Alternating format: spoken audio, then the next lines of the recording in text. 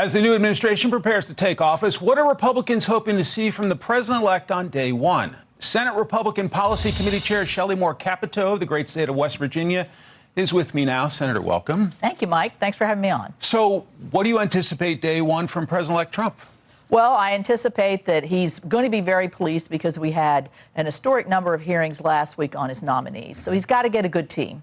And he has a great team. They testified well. They held up very well in some intense questioning. So I imagine that we will go to some, maybe have some nomination votes on the floor on Monday.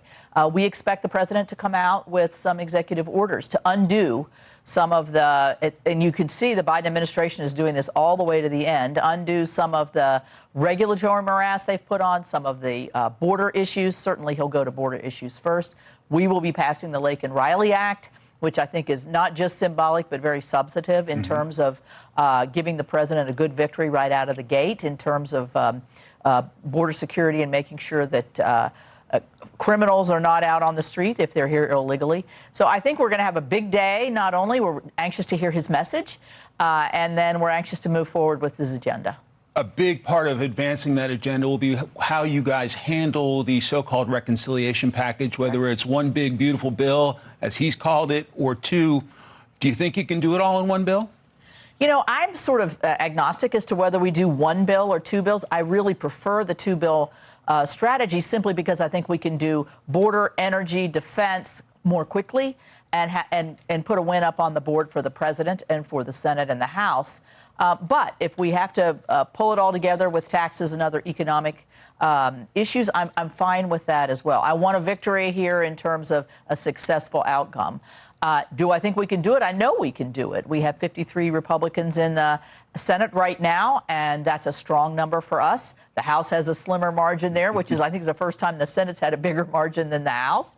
But working together, and we are working together. The Speaker and the leader in the Senate, Senator Thune, are working day and night to try to make sure we not just have the best strategy, but the best policy, too. And to be clear, with taxes, failure is not an option, right? Because otherwise everybody in the country gets a huge tax increase. At the end of the year, everyone will get a huge tax increase. And I voted for the 2017 tax bill that President Trump put forward in his first administration, believe strongly that it then kick-started our economy, which was growing at a really fast pace before we unfortunately ran into COVID. And I think those kinds of tax relief for everyday Americans, we cannot let those lapse, and we won't. So it's just a matter of timing. The will is there, and with the president leading the way, I think we'll be very successful.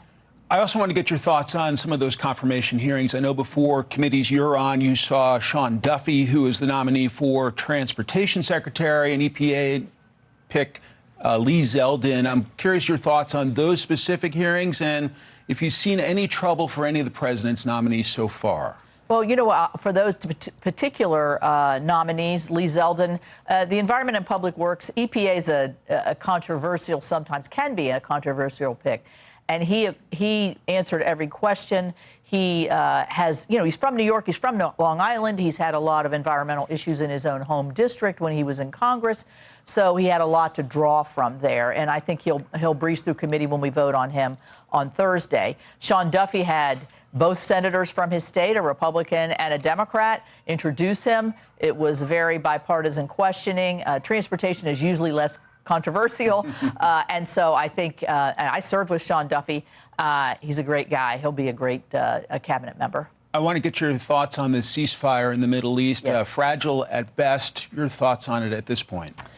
Well, it's just hard to believe that we're this far along and that their hostage is still there, that you know, it's such a crime, really, that this has gone on so long. I'm very optimistic, but anything with the Middle East, you have to be cautiously optimistic. Hopefully at 1:30 tomorrow, or early Sunday morning, when this goes into effect, we'll begin to see the first 3 hostages be released. I believe that's the agreement.